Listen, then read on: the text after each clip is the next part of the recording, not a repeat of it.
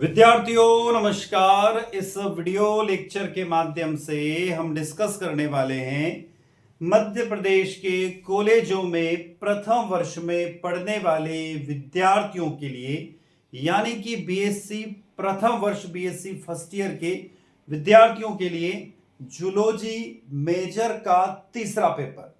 तो विद्यार्थियों, यदि आप बीएससी प्रथम वर्ष के विद्यार्थी हैं और आपने मेजर विषय के रूप में जूलॉजी को चुना है, तो इसका तीसरा पेपर, जिसका नाम है सेल बायोलॉजी एंड जेनेटिक्स, यानी कोशिका जीव विज्ञान और अनुवांशिक विषय के महत्वपूर्ण प्रश्नों को इस वीडियो लेक्चर के माध्यम से हम डिस्कस करने वाले हैं। तो विद्यार्थियों, इस वीडियो लेक्चर में हम उन प्रश्नों को देखेंगे जो इस पेपर की पांचों यूनिट में बहुत महत्वपूर्ण है, जो कि आपकी वार्षिक परीक्षा यानी कि एनुअल एग्जाम के लिए भी महत्वपूर्ण साबित होंगे। विद्यार्थियों, यह पूरा वीडियो लेक्चर हिंदी और इंग्लिश दोनों लैंग्वेज में हम आप तक लेकर आ रहे हैं। तो विद्यार्थियों, मैं यानी डॉक्टर दिपेंद्र कुमार शर्मा आपके अपने यूट्यूब प्लेटफॉर्म, जिसका नाम है केमिस्ट्री बाय डी शर्मा, उस पर आपके साथ जुड़ा हुआ हूं। विद्यार्थियों, यदि वीडियो लेक्चर आप लोगों को अच्छा लगता है तो वीडियो को लाइक, दिख रहा है आपको मेरे साइड में, लाइक अवश्य कीजिएगा। आपके क्लासमेट तक, आपके दोस्तों तक, आपके साथियों तक इस वीडियो को क्या करने का है, बिल्कुल इस वीडियो को शेयर अवश्य कीजिएगा। कमेंट बॉक्स में कमेंट करके आप हमें बता सकते हैं यदि आपका कोई डाउट है तो। और खास बात यह है कि चैनल को सब्सक्राइब करना ना भूले, जिससे हमें एक मोटिवेशन मिलता रहे और इसी तरीके से हमेशा हम आपके साथ बने रहें और नए नए वीडियो लेक्चर के माध्यम से हम आप तक महत्वपूर्ण इंफॉर्मेशन लेकर आते हैं। विद्यार्थियों, बीएससी प्रथम वर्ष यानी प्राणी शास्त्र का जो मेजर विषय यानी कि जूलॉजी का मेजर विषय, उसमें 3 पेपर है। Paper first animal diversity first in lower non chordata, जंतुविद्या फर्स्ट निम्न अकशेरुकी। दूसरा paper animal diversity second higher non chordata यानी जंतुविद्या सेकंड उच्च अकशेरुकी। और तीसरे पेपर का नाम है सेल बायोलॉजी एंड जेनेटिक्स यानी कोशिका जीव विज्ञान और अनुवांशिकी। विद्यार्थियों, पहले जो 2 पेपर है, पहला और दूसरा मेजर पेपर, इसके महत्वपूर्ण प्रश्नों की वीडियो लेक्चर आप प्लेलिस्ट में जाकर देख सकते हैं। इस वीडियो लेक्चर के माध्यम से हम तीसरे पेपर की बात कर रहे हैं।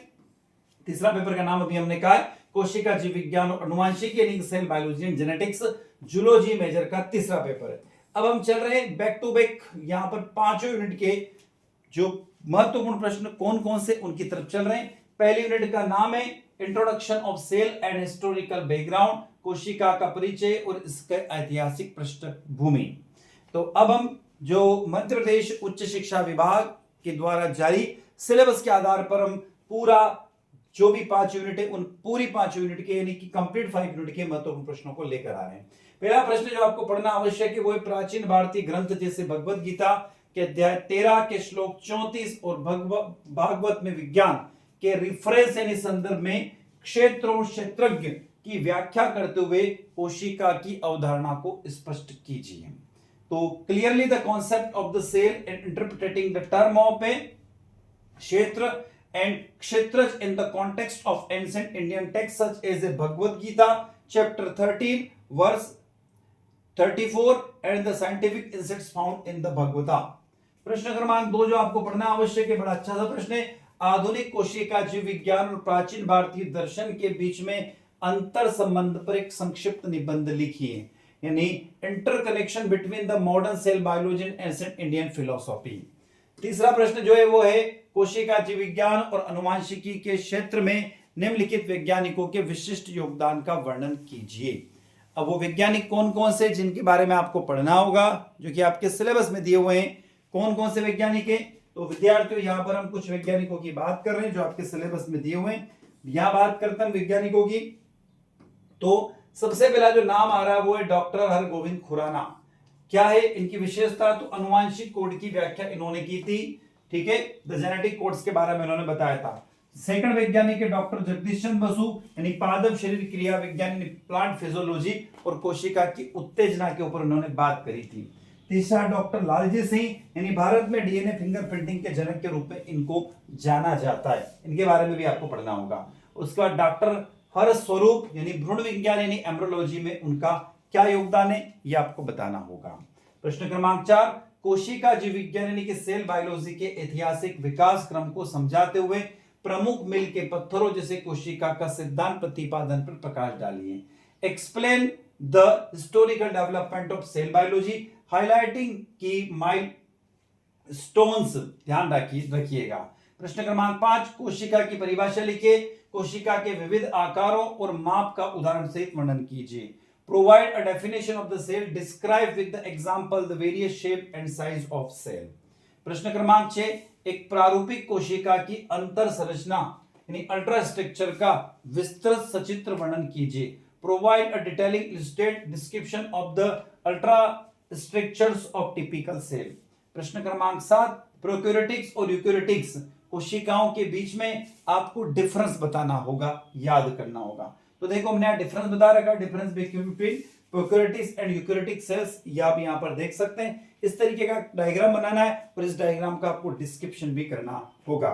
प्रश्न क्रमांक 8वां, साइटोसोल के रासायनिक संगठन का विवेचना कीजिए। Discuss the chemical composition of the cytosol. 9वां प्रश्न है, साइटोसोल में पाए जाने वाले प्रमुख अकार्बनिक यौगिकों और उनके महत्व को समझाइए। Explain the major inorganic compounds found in the cytosol and their significance.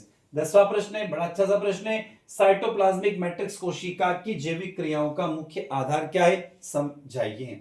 प्रश्न क्रमांक 11वां, साइटोप्लाज्मिक मैट्रिक्स कोशिका के भौतिक और रासायनिक गुणों के आधार पर कीजिए। मतलब इसका describe the cytoplasmic matrix based on the physical chemical property on the cell. 12वां प्रश्न इस यूनिट का आखिरी प्रश्न है। 12 प्रश्न तो कम से कम आपको पहली यूनिट में पढ़ना ही होंगे और इसमें दिया हमने डॉक्टर हरगोविंद खुराना या डॉक्टर लालजी सिंह में से किसी एक के जीवन और उनके वैज्ञानिक संघर्षों पर एक बायोग्राफी तैयार कीजिए। आगे चलते यूनिट नंबर 2 जिसका नाम है dynamic of eukaryotic cell, eukaryotic कोशिका की गतिशीलता। पहला प्रश्न जो आपको पढ़ना आवश्यक है, बड़ा अच्छा सा प्रश्न है, बड़ा अच्छा प्रश्न हम आपके सामने डिजाइन करके लाए सिलेबस के अनुसार। पहला प्रश्न है, प्राचीन पंच महाभूत यानी पृथ्वी, जल, अग्नि, वायु और आकाश की अवधारणा की व्याख्या कीजिए। Explain the ancient concept of the panch mahabhut, earth, water, fire, air and space. दूसरा प्रश्न है, आधुनिक विज्ञान के परिप्रेक्ष्य में पंच महाभूत जीवित कोशिका के मूल घटकों यानी जल, कार्बनिक अणु और ऊर्जा में किस प्रकार मेल खाती है। प्रश्न क्रमांक 3, कोशिका के जीवित रहने के लिए ऊर्जा यानी अग्नि और जल की भूमिका को समझाइए। प्रश्न क्रमांक 4, माइटोकॉन्ड्रिया को कोशिका का पावर हाउस क्यों कहा जाता है, यह आपको बताना। Why the mitochondria refers to as the power house of the cell. पांचवा प्रश्न, माइटोकॉन्ड्रिया की आंतरिक संरचना और एटीपी उत्पादन की प्रक्रिया का वर्णन कीजिए। प्रश्न क्रमांक 6, अंतरप्रद्रवी जालिका कितने प्रकार की होती है, यानी एंडोप्लाज्मिक रेक्टिकुलम्स की बात हो रही है, कितने टाइप की होती हैं और प्रोटीन और लिपिड संश्लेषण में उसकी जो स्पेसिफिक कैरेक्टरिस्टिक्स उसकी भूमिका है वो आपको समझाना होगी। प्रश्न क्रमांक 7, गोल्जी कॉम्प्लेक्स की संरचना का वर्णन कीजिए। Describe the structure of the Golgi complex. प्रश्न क्रमांक 8, समझाइए कि गोल्जी कॉम्प्लेक्स कोशिका के भीतर पोस्ट ऑफिस यानी डाकघर की तरह कैसे कार्य करता है। प्रश्न क्रमांक 9, कोशिका के नियंत्रण केंद्र के रूप में न्यूक्लियस की संरचना और महत्व पर एक विस्तृत लेख लिखिए। प्रश्न क्रमांक 10, निम्नलिखित पर संक्षिप्त टिप्पणी लिखिए। लाइसोसोम आत्मघाती थैली यानी सुसाइड बैग के रूप में कार्य करता है, ऐसा क्यों। दूसरा, राइबोसोम प्रोटीन फैक्ट्री के रूप में कार्य करता है, ऐसा क्यों। तीसरा, सेंट्रियोल कोशिका विभाजन में इसकी भूमिका को बताना होगा। प्रश्न क्रमांक 11वां, प्लाज्मा झिल्ली के फ्लूइड्स मोज़ेक मॉडल का सचित्र वर्णन कीजिए। यह मॉडल झिल्ली की तरलता को कैसे समझाता है। प्रश्न क्रमांक 12, प्लाज्मा झिल्ली की रासायनिक संरचना, लिपिड, प्रोटीन और कार्बोहाइड्रेट पर चर्चा कीजिए। Discuss the chemical composition of the plasma membrane, lipids, protein and carbohydrates. 13वां प्रश्न, झिल्ली पारगम्यता यानी मेम्ब्रेन परमेबिलिटी से आप क्या समझते हैं। 14वां प्रश्न, सक्रिय परिवहन एक्टिव ट्रांसपोर्ट्स और निष्क्रिय परिवहन पैसिव ट्रांसपोर्ट्स के बीच में आपको डिफरेंस बताना होगा। 15वां प्रश्न, ब्रह्मांड की उत्पत्ति और पंच महाभूतों के बीच में रिलेशन आपको बताना होंगे, अंतर संबंध को समझाना होगा। प्रश्न क्रमांक 16, आखिरी प्रश्न यूनिट नंबर 2 का, यह स्पष्ट करे कि कैसे पंच तत्वों से मिलकर जीवन की भौतिक इकाइयों की नींव रखी गई है। मतलब हमारी जो बॉडी है वो पंच महाभूतों तत्वों से मिलकर बनी है। यह आपको बताना होगा, समझाना होगा on the context of zoology. बात करते हैं यूनिट नंबर 3, जिसमें बात करेंगे हम सेल्स सिग्नलिंग की यानी कोशिका संकेतन की, सेल डिवीजन यानी कोशिका विभाजन, और सेल साइकिल यानी कोशिका चक्र की। तो यूनिट नंबर 3 के पास हम आ गए। अब यूनिट नंबर 3 में क्या क्या प्रश्न दिए हुए, उन प्रश्नों को हम समझने की कोशिश करते हैं। पहला प्रश्न, यजुर्वेद के संदर्भ में वात, पित्त और कफ की अवधारणा की व्याख्या कीजिए। ध्यान रखिएगा विद्यार्थियों, ये यूनिट थोड़ी सी बड़ी है, मतलब सिलेबस के अकॉर्डिंग बड़ी है, और इसमें प्रश्नों की संख्या भी थोड़ी सी ज्यादा आपको देखने को मिलेगी। तो पहला प्रश्न, यजुर्वेद के रेफरेंस में वात, पित्त और कफ की अवधारणा की व्याख्या कीजिए। Explain the concept of vata, pitta and kapha in the context of Yajurveda. दूसरा प्रश्न, वात, पित्त और कफ ये तीनों दोष शरीर की मेटाबॉलिज्म यानी चयापचय और आंतरिक संतुलन प्रक्रियाओं को कैसे कंट्रोल्ड करता है, यह बताना होगा। तीसरा प्रश्न, आधुनिक जीव विज्ञान में होम्योस्टेसिस की अवधारणा और प्राचीन त्रिदोष सिद्धांत के बीच में क्या समानताएं पाई गई हैं, इसको बताना होगा। चौथा, माइटोसिस और मियोसिस के जो स्टेप्स है, जो चरण हैं, उन चरणों यानी उनकी फेजेस को बताना होगा। प्रश्न क्रमांक 5, जीवों के जीवन चक्र में माइटोसिस और मियोसिस दोनों विभाजन का जो इंपॉर्टेंस है, जो महत्व है, वो भी समझाना होगा। प्रश्न क्रमांक 6, मियोसिस के दौरान होने वाली क्रॉसिंग ओवर की घटना आनुवांशिक विविधता यानी कि जेनेटिक डाइवर्सिटी को कैसे समझाती है, यह भी समझाना होगा। प्रश्न क्रमांक 7, कोशिका चक्र के विभाजन अवस्थाओं जैसे G1, S, G2 और M के जो स्टेप्स है, जो फेज है, जो चरण है, उनकी प्रमुख घटनाओं को भी बताना होगा। प्रश्न क्रमांक 8, कोशिका चक्र के चेक पॉइंट्स इसके सही संचालन में क्या भूमिका निभाते हैं, किसके यानी कि जो फेजेस है इनके संचालन में कैसे भूमिका निभाते हैं, यह बताना होगा। यदि कोशिका चक्र का नियंत्रण विफल हो जाए तो इसके क्या परिणाम हो सकते हैं। कैंसर के जो डिसीज है, कैंसर डिसीज है, उसका उदाहरण लेके आपको कम से कम इसको समझाना होगा। प्रश्न क्रमांक 10, क्रमादेशित कोशिका मृत्यु से आप क्या समझते हैं, यानी एपोप्टोसिस जिसे बोलते हैं, यह शरीर के विकास और स्वास्थ्य के लिए क्यों अनिवार्य है। प्रश्न क्रमांक 11, राजा यतती महाभारत या पुराण के रेफरेंस में यौवन और जीर्णता की प्राचीन अवधारणा की तुलना आधुनिक कोशिका पुनर्जनन यानी सेल रीजनरेशन के रेफरेंस में कीजिए। यानी राजा यतती का उदाहरण लेकर आपको इसको समझाना होगा। प्रश्न क्रमांक 12, क्या प्राचीन आख्यान जैविक अमरता या कायाकल्प की ओर संकेत करते हैं। मतलब हम जानते हैं कि पुराने जमाने में लोग मरने के बाद भी जीवित हो जाते थे, तो ऐसा कुछ होता था या नहीं होता था, उसको आपको समझाना होगा। 13वां प्रश्न, कोशिका संकेतन यानी कि सेल जो सिग्नल होते हैं सेल के अंदर, उस प्रोसेस को क्या कहते हैं, वो प्रक्रिया क्या है। विभिन्न प्रकार के संकेतन अणुओं यानी सिंगलिंग मॉलिक्यूल्स और उनके कार्यों को भी समझाना होगा। प्रश्न क्रमांक 14, पैराक्राइन, ऑटोक्राइन और एंडोक्राइन सिग्नलिंग के बीच में डिफरेंस बताने होंगे। 15वां प्रश्न, त्रिदोष जिसको वात, पित्त और कफ का हमारे स्वास्थ्य पर क्या इफेक्ट पड़ता है, वो भी बताना होगा। 16वां प्रश्न, कैसे असंतुलित आहार या जीवन शैली त्रिदोष यानी वात, पित्त और कफ दोषों को प्रभावित करती है। 17वां प्रश्न, क्या आधुनिक चिकित्सा विज्ञान और आयुर्वेदिक का एकीकरण बेहतर स्वास्थ्य परिणाम दे सकता है, यह रीजन आपको समझाना होगा। और 18वां प्रश्न, मैंने पहले कहा था इसमें प्रश्नों की संख्या ज्यादा है इस यूनिट में, मानसिक स्वास्थ्य जिसे हम सत्व, रजस और तमस और शारीरिक दोषों का अंतर संबंध का वर्णन कीजिए। मतलब सत्व, रज, तम और वात, पित्त, कफ इनमें आपस में क्या रिलेशन है, क्या संबंध है, वो भी समझाना होगा। अब आ जाते हैं हमारी यूनिट नंबर 4 के पास में। यूनिट नंबर 4 जिसका नाम है genetics, its introduction and ancient Indian concept, अनुवांशिकी इसका परिचय और प्राचीन भारतीय इसकी अवधारणा। पहला प्रश्न इसके अंदर दिया हुआ है कि प्राचीन भारत में गोत्र और कुल की अवधारणा किस प्रकार अनुवांशिकी विकारों यानी जेनेटिक डिसऑर्डर को रोकने में सहायक थी। तो विद्यार्थियों इस प्रश्न के अंदर बहुत ही गहराई छुपी हुई है। मतलब मैं ये सोचता हूं, सीधी सी बात ये कहूं कि जो सिलेबस जो डिजाइन किया गया ना, कितना सोच समझ के डिजाइन किया है। मध्य प्रदेश उच्च शिक्षा विभाग ने, और जिन एक्सपर्ट ने जूलॉजी के सिलेबस को बनाया है, या फिर मैं कह दूं पूरा जो नई शिक्षा नीति के अनुसार सिलेबस डिजाइन किया गया है, उस सिलेबस में यदि हम कहें तो हमारी भारतीय ज्ञान परंपरा, इंडियन नॉलेज सिस्टम को कितने सही तरीके से उन्होंने रखा है, परोसा है। अब यह प्रश्न कितना महत्वपूर्ण प्रश्न है। प्राचीन भारत में गोत्र और कुल की अवधारणा किस प्रकार अनुवांशिक विकारों को रोकने में सहायक थी। अभी भी हमारी जो परंपरा है, भारतीय परंपरा है, इंडियन जो हमारा कल्चर है, उसमें एक बात कही जाती है कि सेम गोत्र में शादी नहीं की जाती है। क्यों? क्योंकि उसमें जेनेटिक डिसऑर्डर डेवलप हो जाते हैं। उस प्रश्न का उत्तर आपको बताना होगा यहां पर। और खास बात, कुल मतलब हम बोलते हैं कि जो मेरी गोत्र है वही गोत्र में मेरी शादी नहीं हो सकती, या मेरे बच्चों की शादी मेरी गोत्र में जो दूसरी लड़की उससे नहीं हो सकती। तो कितना बढ़िया सिलेबस डिजाइन किया गया है। देखिए दूसरा प्रश्न भी उसी कॉन्टेक्स्ट को लेकर आ रहा है। सगोत्र विवाह के निषेध के पीछे वैज्ञानिक तर्कों पर चर्चा कीजिए। Discuss the scientific rationale behind the prohibitions of marriage. ठीक है ना। तीसरा प्रश्न, यजुर्वेद के संदर्भ में प्रकृति और विकृति की अवधारणा की व्याख्या करो। क्या बड़ा प्रश्न है। प्रकृति और विकृति दोनों की व्याख्या करना यजुर्वेद के कॉन्टेक्स्ट में करना है आपको। चौथा, अनुवांशिक और स्वास्थ्य के रेफरेंस में प्रकृति और विकृति की अवधारणा को भी स्पष्ट कीजिए, किसके, जेनेटिक के रिस्पेक्ट में। पांचवा, यजुर्वेद के संदर्भ में प्रकृति और विकृति के स्वास्थ्य और अनुवांशिकी में किस प्रकार संबंधित है। क्या प्रश्न आ रहे हैं, एक से सिलेक्टेड प्रश्न आ रहे हैं।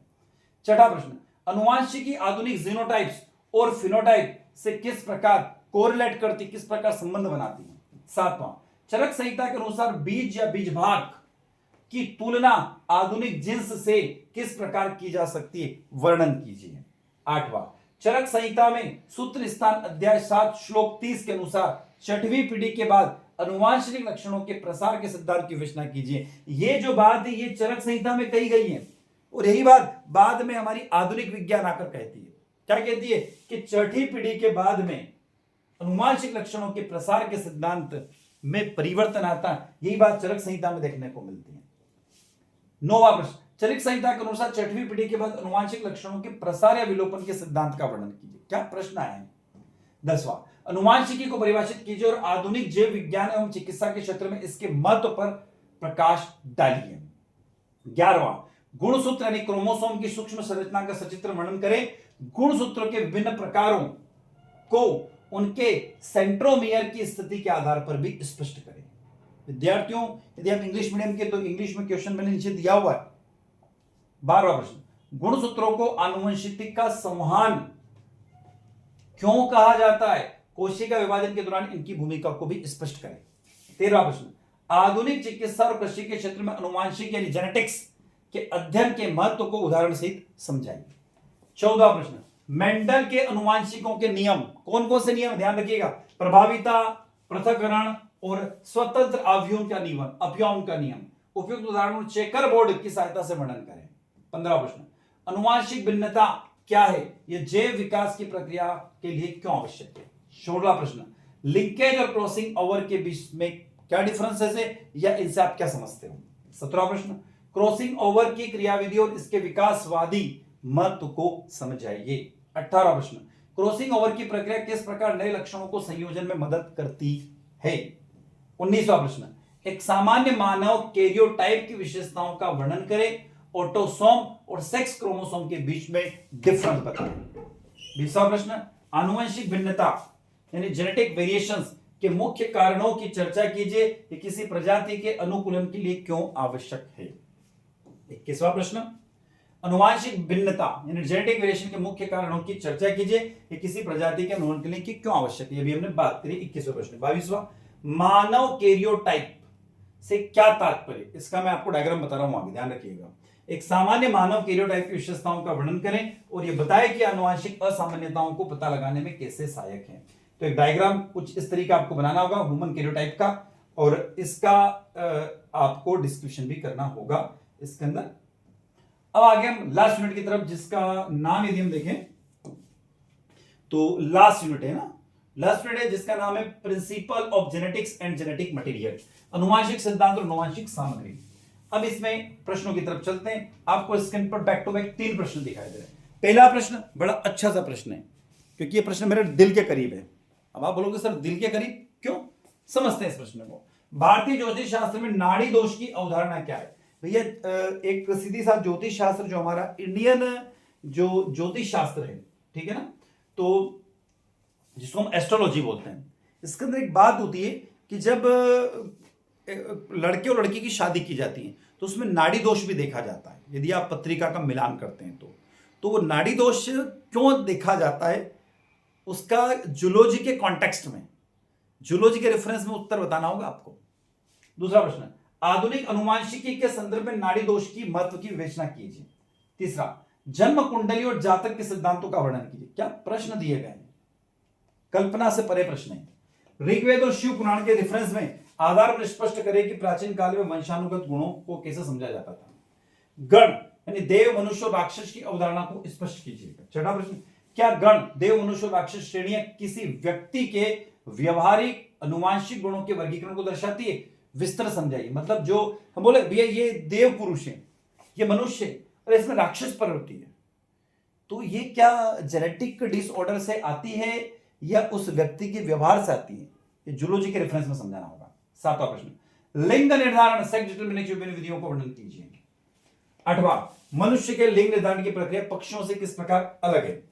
नौवां प्रश्न, लिंग संलग्नता यानी सेक्स लिंकेज इन रेडिएशंस क्या है? हिमोफिलिया या वर्णांधता के उदाहरण से इसको समझाइए। 10वां प्रश्न, डीएनए की डबल हेलिक्स संरचना का विस्तार से वर्णन कीजिए। 11वां प्रश्न, डीएनए और आरएनए के में बीच में डिफरेंस बताइए on the basis of chemical compositions. 12वां, जीन लिंकेज और पुनर्संयोजन से आप क्या समझते हैं? 13वां प्रश्न, मार्गन के प्रयोगों के आधार पर जीन लिंकेज और पुनर्संयोजन के बीच में संबंधों की व्याख्या कीजिए। 14वां प्रश्न, उत्परिवर्तन क्या है? What is mutation? 15वां, पॉइंट म्यूटेशन और फ्रेम शिफ्ट म्यूटेशन के बीच में अंतर स्पष्ट करते हुए अनुवांशिक विकारों पर इसके प्रभाव की चर्चा कीजिए। 16वां प्रश्न, अनुवांशिक कोड यानी जेनेटिक कोड की प्रमुख विशेषताओं का वर्णन करें, इसे यूनिवर्सल या अपभ्रष्ट क्यों कहा जाता है? 17वां प्रश्न, किन्हीं दो गुणसूत्री विकारों जैसे डाउन सिंड्रोम या टर्नर सिंड्रोम के कारणों और लक्षणों को समझाइए। 18वां प्रश्न, म्यूटाजेनेसिस क्या है? भौतिक और रासायनिक म्यूटाजेंस किस प्रकार डीएनए की संरचना को प्रभावित करते हैं? ये 18वां प्रश्न है इस यूनिट का। तो विद्यार्थियों, आप जुड़े हुए थे आपके अपने यूट्यूब प्लेटफॉर्म जिसका नाम है केमिस्ट्री बाय डी शर्मा, और मैं डॉक्टर दीपेंद्र कुमार शर्मा आपके साथ जुड़ा हुआ था। वीडियो लेक्चर अच्छा लगता है तो वीडियो को लाइक कीजिएगा, आपके क्लासमेट तक वीडियो को शेयर कीजिएगा, कमेंट बॉक्स में कमेंट करके जरूर बताइएगा और चैनल को सब्सक्राइब अवश्य कीजिए, जिससे हमें एक मोटिवेशन मिलता है और इसी तरीके से हमेशा हम आपके साथ बने रहें।